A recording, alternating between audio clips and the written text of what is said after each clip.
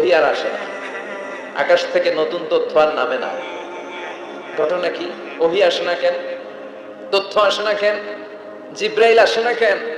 কোন বর্ণনা এসেছে 15 দিন, কোন বর্ণনায় 1 মাস, 3 মাস, এমনকি 6 মাস পর্যন্ত বর্ণনা পাওয়া যায় যে বিশ্বনবীর কাছে 6 মাস ওহী আসে নাই। বিশ্বনবী তো অবাক, ঘটনা কি? ওহী নামে না কেন? আর ওহী না আসলে তো বিশ্বনবী শেয়ার করতে পারে না। এতদিন যা আসতো বলে বেড়াতো, এখন আসেও না, বলতেও পারে না। কাফির মুশরিকরা বিশ্বনবীর গালি দিতে শুরু করলো, মুহাম্মদের রব মুহাম্মদের ভুইলা গেছে, মুহাম্মদের আল্লাহ মুহাম্মদের ছেড়ে দিয়েছে। বিশ্বনবীর চাচি আবু লাহাবের স্ত্রী উম্মে জামিল বলতে শুরু করলো, কি মুহাম্মদ, তোমার শয়তানটা তোমার কাছে আসে না? না, শয়তান দ্বারা তিনি জিব্রাইলকে বুঝিয়েছেন যে তোমার জিব্রাইল তোমার কাছে আসে না। এভাবে সবাই গালমন্দ করতে শুরু করলো যে মুহাম্মদের আল্লাহ মুহাম্মদকে ভুলে গিয়েছে। বিশ্বনবীকে আল্লাহ আশ্বস্ত করলেন আর এই সূরাটা নাযিল করলেন আর বললেন ওয়াদ-দুহা, ওয়াদ-দুহা, দুহা মানে আলো, দুহা মানে আলো, প্রভাতের সূর্য কিরণের শপথ। Look up, the sunlight, it's a very beautiful day out দেয়ার।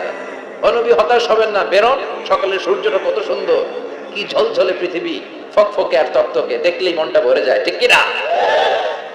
দুহা, দুহা মানে আলো, আশার আলো, সম্ভাবনার আলো। আমাদের জীবনে আলোর দরকার আছে না নাই? আলো না থাকলে আমরা বাঁচতে পারবো? আলো লাগে বড় ভালো। এই আজকে আলো না থাকলে আমার দেখা যাইতো? এজন্য কোরআনকে আল্লাহ আলো বলেছেন। কোরআনকে কি বলেছে? কিতাবুন আনজালনাহু ইলাইকা লিতুখরিজান নাসা মিনাল যুলুমাতি ইলান নূর। Muhammad, I've revealed this holy Quran unto you to lead the mankind out of darkness into the light. অন্ধকার থেকে লাইট, লাইট মানে কি? আলো, আলোর দিকে নেওয়ার জন্য কোরআন পাঠিয়েছে। আবার বিশ্বনবীকেও আল্লাহ নূর, নূরের সাথে তুলনা করেছেন। আবার বিশ্বনবী আল্লাহর কাছে নূর চাইতেন, বলতেন আল্লাহ আমার ডানে আলো দাও, আমার পায়ে আলো দাও, আমার সামনে আলো দাও, পিছনে আলো দাও, উপরে আলো দাও, নিচে আলো দাও, আমার দেহে আলো দাও, আমার মাংসপেশির ভিতরে আলো দাও, আমার হাড্ডির ভিতরে আলো দাও, আমার জন্য তুমি আলো দাও। পড়েন আমিন। এজন্য আলো ছাড়া বেঁচে থাকা অসম্ভব। আল্লাহ তাআলা আলোর নামে সূরা দিলেন, সূরাতুদ দুহা, প্রভাতের আলো, প্রভাতের সূর্য কিরণের শপথ, আলোর শপথ। সুবহানাল্লাহ পড়েন। এরপর আল্লাহ বললেন ওয়াল-লাইলি ইযা সাজা, আলোর শপথ, সকালের, সকাল বেলার সূর্য কিরণের শপথ। দ্বিতীয় আয়াতে আল্লাহ বললেন রাত্রি বেলার শপথ, যখন রাত্রিটা নিঝুম হয়, হয় নিস্তব্ধ, নিঝুম আর নিস্তব্ধ রাতের শপথ। তাহলে আল্লাহ আলোর কসম কাটলেন, তারপরে অন্ধকারের কসম কাটলেন, ঠিক কিনা? আলো দ্বারা মূলত আল্লাহ তাআলা ওহীর আগমনকে বুঝিয়েছে, আর অন্ধকার দ্বারা আল্লাহ তাআলা ওহীর অনুপস্থিতি বুঝিয়েছে। এটা দিয়ে আল্লাহ বুঝাতে চাইলেন, ও নবী, কাফির মুশরিকরা আপনারা গালি দেয়, ওরা বলে যে আমি আপনার ভুলে গেছি, আমি আপনারে ত্যাগ করেছি, আমি আপনার প্রতি অসন্তুষ্ট। না না, আমি ইচ্ছা করে ওহী পাঠাই না, কারণ সব সময় আলো থাকলে ভালো লাগে না, কিছু সময় অন্ধকারের দরকার আছে না নাই? বুঝে শুনে উত্তর দিয়ে। 24 ঘন্টা আলো, 365 দিন খালি আলো আলো আরো আলো। যদি সূর্যের আলো সব সময় থাকে 365 দিন, ভালো লাগবে? রাতে ঘুমাবেন কেন? আবার সব সময় ঘুটঘুটে অন্ধকার, আলো নাই, ভাল লাগে? ক্ষেত খামারে চাষ করা লাগবে না, বাজারে যাওয়া লাগবে না। তার মানে আলোরও দরকার আছে, অন্ধকারেরও দরকার আছে। এটা দিয়ে আল্লাহ বুঝাতে চাইলেন, নবী, ওহী নাজিল করার জন্য দরকার আছে, মাঝে মাঝে ওহী বন্ধ রেখে আপনার বিশ্রাম দেওয়ারও দরকার আছে। চিৎকার করে বলেন আল্লাহু আকবার। এজন্য আল্লাহ বললেন ওয়াদ-দুহা ওয়াল-লাইলি ইযা সাজা মা ওয়াদ্দা'আকা রাব্বুকা ওয়া মা ক্বালা ওয়ালাল আখিরাতু খায়রুন লাকা মিনাল উলা। সুবহানাল্লাহ পড়েন। ও নবী, প্রভাতের সূর্য কিরণের শপথ, নিঝুম নিস্তব্ধ রাত্রিবেলার শপথ, আলো আর অন্ধকারের শপথ করে আমি বললাম, আপনার প্রভু আপনারে ভুলে যায় নাই, আপনার উপর অসন্তুষ্ট হয় নাই। আমি আল্লাহ ইচ্ছা করে ওহী বন্ধ রেখেছি, কারণ ওহীর একটা পাওয়ার আছে, বারবার ওহী রিসিভ করলে আপনার স্নায়ু এটা সহ্য করতে পারবে না, আপনার দেহ এটারে বরদাস্ত করতে পারবে না। নবী, আমি আপনার প্রতি এত রহম দিল, এত ভালোবাসি, বারবার ওহী নিতে নিতে আপনার যে কষ্ট হয়, এই কষ্টটা আমার আল্লাহর সহ্য হয় না। এজন্য আমি আল্লাহ ইচ্ছা করে কিছুদিন ওহী বন্ধ রাখছি। সুবহানাল্লাহ পড়েন। তার মানে এই নয় যে আমি আপনারে ভুলে গিয়েছি, আমি আপনারে ছেড়ে দিয়েছি। আরে নবী, আমি তো আমার নামের সাথে আপনার নামকে জুড়ে দিয়েছি। লা ইলাহা ইল্লাল্লাহ মুহাম্মাদুর, যেখানে আমার আল্লাহর নাম সেখানেই বিশ্ব নবীর নাম আছে না নাই? আজান যখন দেই আল্লাহু আকবারের পরে বিশ্ব নবীর নাম আছে না নাই? একামতে আছে না নাই? আবার আল্লাহর জন্য যখন সালাত আদায় করি শেষ বৈঠকে বিশ্ব নবীর উপর দুরূদ আছে না নাই? রাফা'না লাকা যিকরাক, ও নবী আপনার নামকে আমি অনেক উপরে তুলে ধরেছি। আমার নাম যেখানে আপনার নাম ওইখানে, গোটা বিশ্বব্যাপী আপনার নাম ছড়ায় যাবে। ওরা আপনারে গালি দেয় কবি বলে, ওরা গালি দেয় গণক বলে, ওরা বলে আপনি আফতার লেস কাটা। আসলে যারা আপনারে গালি দেয় ওরাই লেস কাটা। ওরা আপনারে বলে আপনি নির্বংশ, আপনার ছেলেগুলো বেঁচে নাই, মেয়ে বেঁচে আছে, আপনার নাম নেয়ার কেউ থাকবে না। ওই আবু জাহেল, উতবা, সাইবা, ওদের নাম নেয়ার কেউ থাকবে না।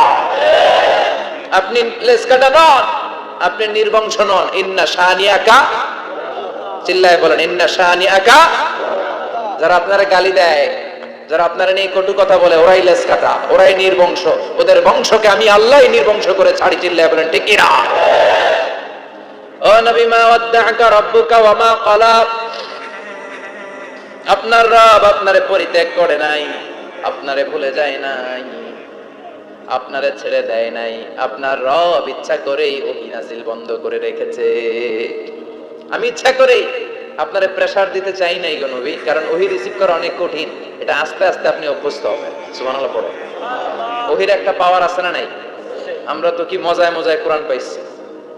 এই যে কি সুন্দর কোরআন নিয়ে বসে পড়ি, তাফসীর করি, কি মজার কোরআন। আহা, এই কোরআনটা রিসিভ করতে যে বিশ্বনবীর কত কষ্ট হয়েছে। এই কোরআনকে আল্লাহ বলেছেন এটা কাউলান সাকিলা, very heavy and weighty word. এটা অনেক ওজনওয়ালা কথা। ইন্না সানুলকি আলাইকা কাউলান, এটার অনেক ওজন। এই কোরআনটা যদি পাহাড়ের উপরে নাজিল করা হতো, পাহাড়গুলো দুমড়ে মুচড়ে ভেঙে টুকরো টুকরো হয়ে খান খান হয়ে যেত। ঠিক কি না? এত কঠিন বানিয়ে এটা। ও নবী, আমি আলোর সাথে ওহীর মিল ঘটিয়েছি, আলো দিয়ে ওহীকে বুঝিয়েছি। সূর্যের যেমনি কিরণ আছে, তেজ আছে, এই ওহীরও একটা তেজ আছে। এই তেজ, এই কিরণ আপনি সব সময় সহ্য করতে পারবেন না। এজন্য আমি ইচ্ছা করে কিছুদিন ওহী নাজিল করা বন্ধ করে রেখেছি। সুবহানাল্লাহ পড়ো। ইচ্ছে করে আমি নাজিল করি নাই। সব সময় নাজিল হলে আপনার ভালো লাগতো না। বুখারীর বর্ণনা, মা আয়েশা বলতেন শীতের রাতে, কনকনে মাঘ মাসের শীতের রাতে যখন বিশ্বনবীর উপর কোরআনের আয়াত নাজিল হতো, বিশ্বনবী ঘেমে ঘেমে একাকার হয়ে যেতে। হাত্তা লা ইয়াতাফাসসাদু জাবিনুহু আরাকান, বিশ্বনবীর দাড়ি আর থুতনি বেয়ে ঝরঝর করে পানি পড়তো। আমরা কম্বল গায়ে দিয়ে থাকি আর বিশ্বনবী ঘামে। সুবহানাল্লাহ কইবেন না? এটা কাউলান সাকিলা, অনেক ওজনওয়ালা কথা। আবার বিশ্বনবী যখন ওটের উপরে বসে থাকা অবস্থায় কোরআনের আয়াত নাজিল হতো, ওটের বুকটা মুহূর্তের মধ্যে বালুর মধ্যে, জমিনের মধ্যে লেগে যেত। ঘোড়ায় চড়া অবস্থায় বিশ্বনবীর কাছে যখন কোরআন নাজিল হতো, ঘোড়ার পা গুলো মরুভূমির বালুতে দেবে যেত। মাঝে মাঝে বিশ্বনবী সাহাবাদের রানের উপরে, পায়ের উপরে মাথা দিয়ে শুয়ে পড়তেন ক্লান্ত শ্রান্ত। যায়েদ বিন হারেসা বিশ্বনবীর পালক পুত্র, তার পায়ের উপরে মাথা রেখে বিশ্বনবী একবার কথা বলতে বলতে ঘুমিয়ে পড়লেন। ঘন্টাখানিক ঘুমালেন। যায়েদ বিন হারেসা বলে, আমার কাছে তেমন কোনো কষ্টই হচ্ছে না, বিশ্বনবীর মাথাটা খুব বেশি ওজন মনে হচ্ছে না। ঘন্টাখানিক পর বিশ্বনবীর চোখ খুললেন, আর খোলা মাত্রই ওনার উপর ওহী কোরআনের আয়াত নাজিল করতে শুরু করলো। কে?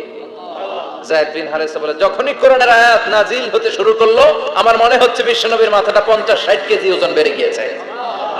বিশ্বনবীর মাথার ওজনে আমার পায়ের রান ফেটে যাবে, আমার পায়ের হাড্ডি ফেটে যাবে, আমার পাটা ভেঙে খান খান হয়ে যাবে মনে হচ্ছিল। তার মানে কোরআনের আয়াত যখন নাজিল হয়, বিশ্বনবীর উপর একটা প্রেসার আছে না নাই? এই জন্য আল্লাহ বললেন, নবী আমি আপনার ভুলে যাই নাই। কাফেররা যেমনি আপনারে গালি দেয় যে আমি আপনারে ভুলে গিয়েছি, আপনার উপর আমি অসন্তুষ্ট, নেভার, অসম্ভব। আমি আপনার উপর কখনো অসন্তুষ্ট নই, বরং আমি ইচ্ছা করি আপনার উপর থেকে প্রেসার কমিয়ে দেওয়ার জন্য কয়েকদিন ইচ্ছা করে আপনারা ছুটিতে রাখছি। সুবহানাল্লাহ পড়েন, যাতে করে আবার এনার্জি গায়ে নেয়ার পরে নতুন করে কোরআনের আয়াত রিসিভ করার জন্য আপনি সক্ষম হন। চিল্লায় পড়তে হবে আল্লাহু আকবার। এজন্য আল্লাহ বললেন, ওয়াদ-দুহা ওয়াল-লাইলি ইযা সাজা মা ওয়াদ্দা'আকা রাব্বুকা ওয়া মা ক্বালা ওয়ালাল আখিরাতু খায়রুল লাকা মিনাল উলা। এরপর আল্লাহ বললেন নবী, ওয়ালাল আখিরাতু খায়রুল লাকা মিনাল উলা, and verily indeed the hereafter is far better for you than this dunya. এই দুনিয়ার চেয়ে আপনার জন্য আখিরাতটা অনেক দামি। খায়রুল লাকা মিনাল উলা, এই দুনিয়ার চেয়ে আখিরাতটা অনেক শ্রেষ্ঠ। এক আল্লাহ বললেন দুনিয়ার চেয়ে আখিরাত শ্রেষ্ঠ, আর এক আয়াতে আল্লাহ বললেন দুনিয়ার চেয়ে আখিরাত হলো স্থায়ী। ঠিক কি না? বাল তুফিরুনাল হায়াতাদ দুনিয়া ওয়াল আখিরাতু খায়রুন ওয়া আবাকা। তোমরা দুনিয়ার জীবন নিয়ে পাগল পাড়া হয়ে থাকো, আল্লাহ বললেন দুনিয়ার জীবনের চাইতে আখিরাতের জীবন শ্রেষ্ঠ এবং স্থায়ী। ঠিক কি না? কার কথা? দুনিয়া স্থায়ী না আখিরাত স্থায়ী? দুনিয়া শ্রেষ্ঠ না আখিরাত শ্রেষ্ঠ? কিন্তু আমরা কোনটার পিছনে দৌড়াই? খালি দুনিয়া দুনিয়া। দুনিয়াকে মজা লে লো, দুনিয়া তোমারি হ্যায়, কিন্তু জান্নাতকে মজা লে লো, জান্নাত তোমারি হ্যায়। ওইটা কয় না? আছে না নাই? দুনিয়ার পেছনে পাগল হয়ে আমরা পড়ে থাকি। এই দুনিয়ার জীবনটা একটা মায়াজাল, এটা একটা মরিচিকা। এই মরিচিকা, এই ধোঁকা, এই লালসা আর এই মায়াজালের পেছনে আমরা ছুটছি। ছুটতে ছুটতে হুট করে একবার কবরের ভিতরে ঢুকতে হবে। কথা বলে, তখন আমাদের টনক নড়বে। এজন্য দুনিয়া মুমিনদের জন্য শ্রেষ্ঠ আর স্থায়ী জায়গা নয়। মুমিনের আসল জায়গা হচ্ছে আখিরাত। মুমিনের শান্তি আর কল্যাণের জায়গা হচ্ছে আখিরাত। জান্নাত হচ্ছে মুমিনের শেষ ঠিকানা। চিৎকার করে বলেন ঠিক কি না? সেটাই বিশ্বনবী বললেন, নবী কাফির মুশরিকদের কথা আপনি কান দিবেন না, ওদের কথায় হতাশ হবেন না, নিরাশ হবেন না, হাল ছাড়বেন না, ভরসা রাখবেন কার উপর? কারণ ওয়ালাল আখিরাতু খায়রুল লাকা মিনাল উলা, এই দুনিয়ার জীবন ক্ষণস্থায়ী জীবন, চিরকালীন জীবন হলো আখিরাত। নবীরে কিভাবে আশ্বাস দিতেছে দেখছেন, অ্যাসিউরেন্স করতেছে, কনফার্মেশন। এই সূরাটা যে শান্তির সূরা, মোটিভেশনের সূরা, অনুপ্রেরণার সূরা, ইন্সপাইরেশন যে জায়গায়, প্রতিটা আয়াতে আপনি ইন্সপাইরেশন পাবেন। তো প্রতিটা আয়াতে আপনি উজ্জীবিত হবেন, সজীব হবেন, এনথিউজিয়াস্টিক এন্ড এনার্জেটিক হবেন, আপনি এনার্জি ফিরে পাবেন। আলহামদুলিল্লাহ পড়েন। এরপর বিশ্বনবীর আরো খুশি করার জন্য আল্লাহ বললেন, ওয়ালা সাউফা ইউতিকা রাব্বুকা ফাতারদা। ও নবী, অচিরে এমন এমন জিনিস আমি আপনারে দান করব, এগুলো পেয়ে আপনি খুশি হয়ে যাবে। কে বলে? কারে বলে? শুনতেছেন? বুঝতেছেন? কষ্ট হচ্ছে না তো? ওয়ালা সাউফা ইউতিকা রাব্বুকা ফাতারদা। অচিরেই এমন এমন জিনিস আমি আল্লাহ আপনারে দান করব। ওরা আপনারে গালি দেয়, ওদের কথা আপনার মন খারাপ, আপনি হতাশ, ভয় পাবেন না, হতাশ হবেন না, নিরাশ হবেন না, আমার উপর ভরসা রাখেন না। এমন এমন জিনিস আমি আপনারে দেব, ফাতারদা, ওগুলো পেয়ে আপনি খুশি হয়ে যাবেন। সুবহানাল্লাহ পড়েন। আল্লাহর কাজই হলো বিশ্বনবীরে খুশি রাখা। Verily I'm going to give you something that will make you happy. এমন জিনিস আপনারে দেব নবী, আপনি খুশি হয়ে যাবেন। আল্লাহর কাজই হচ্ছে বিশ্বনবীরে খুশি রাখা। যেখানে বিশ্বনবীর মন খারাপ, ওইখানে বিশ্বনবীর আল্লাহ আছে না নাই? বিশ্বনবীর উপাধি দিয়েছেন আল্লাহ হাবিবুল্লাহ। কি দিয়েছে? আর সাইয়েদনা ইব্রাহিমের উপাধি খলিলুল্লাহ। দুইজনই আল্লাহর প্রিয়, দুইজনই উলুল আজমি মিনার রাসূল। কিন্তু খলিল মানেও বন্ধু, হাবিব মানেও বন্ধু। খলিল মানে এমন বন্ধু যেই বন্ধু আল্লাহরে খুশি করার জন্য কাজ করে, আর হাবিব মানে এমন বন্ধু যেই বন্ধুরে খুশি রাখার জন্য আল্লাহ নিজেই কাজ করে। কি শান, কি মান এই নবীর, আর ওই নবীরে গালি দেয়। এগুলো জাহান্নামের নরকীটার পিতৃ পরিচয়হীন জারদ সন্তান। As a father, as a teacher, as a commander, as a lawgiver, as a lawmaker, as a reformer of the society, Muhammad is the superman of the world. Superman মানে অসাধারণ ব্যক্তিত্ব, আনপ্যারালালড পার্সোনালিটি। ওনার জীবনী নিয়ে পড়া শুরু করলে এটা শেষ হয় না। বিয়ন্ডলেস, বাউন্ডলেস, বটমলেস, এটা তলাবিহীন সাগর। বিশ্বনবীর জীবনী একটা সাগর, কিন্তু সাগরের কি নাই? সুবহানাল্লাহ কইবেন না? এই বিশ্বনবীর খুশি রাখা কার কাজ? যেখানে বিশ্বনবী হতাশ, যেখানে বিশ্বনবীর মন খারাপ, বিশ্বনবীর মন ভালো করে দেয় কে? এজন্য আল্লাহ বলেন, ওয়ালা সাউফা ইউতিকা রাব্বুকা, অচিরেই আপনার রব আপনাকে এমন এমন জিনিস দান করবে নবী, এগুলো পেয়ে আপনি খুশি হয়ে যাবেন। কিভাবে নবী খুশি হয়েছে, কিভাবে নবীর আল্লাহ খুশি রাখবে শুনবেন? শুনবেন? দেখেন, খেয়াল করে বুঝতে হবে কিভাবে আল্লাহ তাআলা বিশ্বনবীকে খুশি করেন। দেখেন, বিশ্বনবীর প্রথম কোথায় খুশি করলেন? বিশ্বনবী মক্কার জমিনে দাওয়াতি কাজ যখন শুরু করলেন, তিনি দেখলেন বিশ্বনবী খুব ভালো অ্যানালাইসিস করতে পারতেন।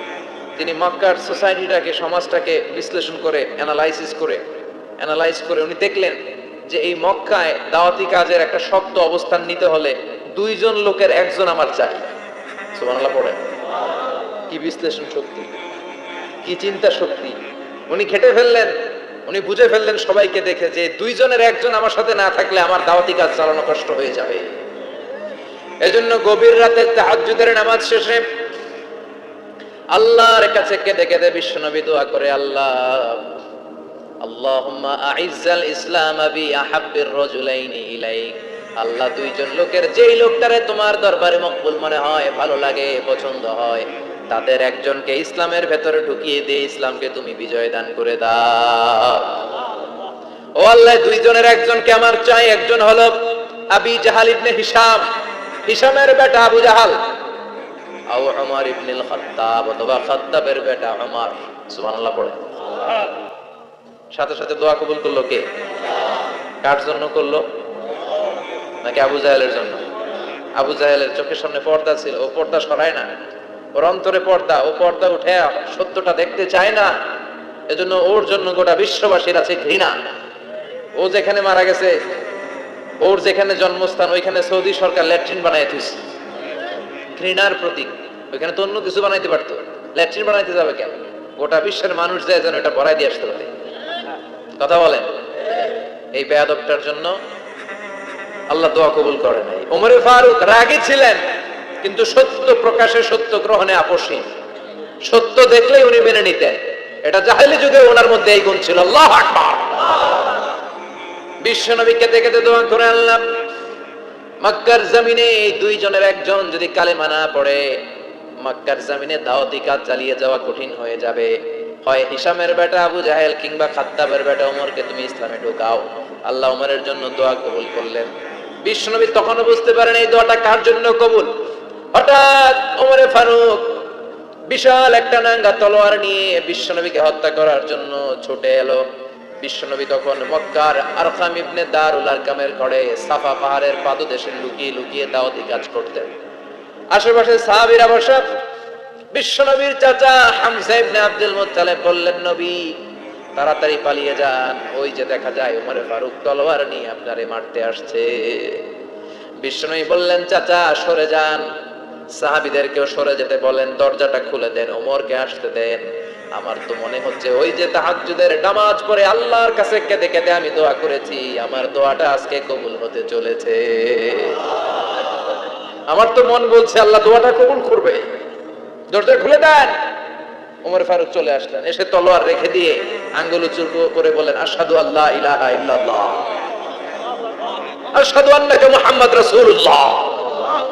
ঝিনুকের ভেতর লুকিয়ে থাকে যেমন মতি, ঝিনুকের ভেতর লুকিয়ে থাকে যেমন মতি, কালমা শাহাদাতে আছে আল্লাহর জ্যোতি, কালমা শাহাদাতে আছে আল্লাহর জ্যোতি। সুবহানাল্লাহ পড়েন।